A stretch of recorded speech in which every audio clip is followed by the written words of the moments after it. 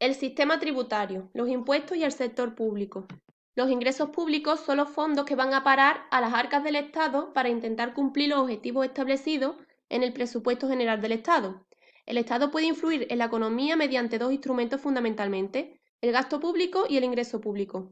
El objetivo esencial del ingreso público es financiar los gastos públicos. A través de un aumento en el gasto público se puede influir en el nivel de empleo del país, por lo tanto, en el nivel de producción, política fiscal expansiva, mientras que una reducción del gasto público constituye medidas de política fiscal restrictiva. El ingreso público se obtiene principalmente de los impuestos, que influyen por una parte en el consumo y por otra en la inversión. Los ingresos públicos se dividen en ordinarios, que se obtienen de manera regular a lo largo del ejercicio fiscal, y los extraordinarios, que son entradas obtenidas de forma puntual.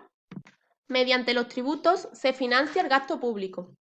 Se pueden clasificar en tasas, que son tributos cuyo hecho imponible consiste en la prestación de servicios o la realización de actividades en régimen de derecho público que no puede ser prestado por el sector privado.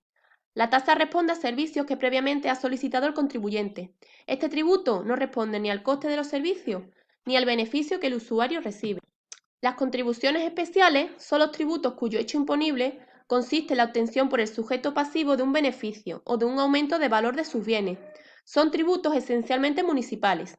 Los impuestos son los tributos exigidos sin contraprestación, cuyo hecho imponible está constituido por negocios, actos o hechos de naturaleza jurídica o económica que ponen de manifiesto la capacidad económica del sujeto pasivo. Los impuestos se clasifican en dos grupos: los impuestos directos, que son el impuesto sobre la renta de las personas físicas, impuesto de sociedades, impuesto de actividades económicas y el impuesto de sucesiones. Y los impuestos indirectos son el impuesto sobre el valor añadido, el impuesto de transmisiones patrimoniales y actos jurídicos y los impuestos especiales. La diferencia entre ellos es que los impuestos directos se obtienen en cuenta la capacidad económica del contribuyente y en los impuestos indirectos no, ya que gravan la manifestación de la capacidad económica de los contribuyentes, gravando el consumo, producción o circulación de bienes y servicios. Conceptos fiscales básicos. El hecho imponible es aquel supuesto de naturaleza jurídica o económica fijado por la ley de cada tributo, cuya realización origina el nacimiento de la obligación de tributar. El sujeto pasivo es la persona física o jurídica a la que la ley obliga a pagar el tributo.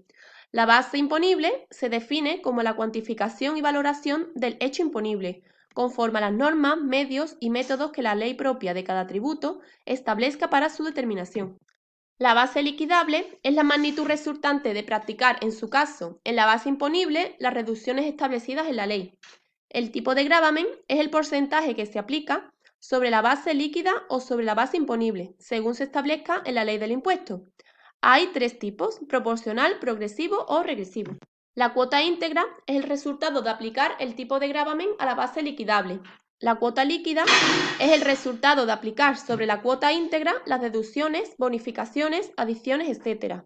La deuda tributaria se obtiene a partir de la cuota tributaria con los recargos e intereses de demora o sanciones pecuniarias que se establezcan en la ley del impuesto.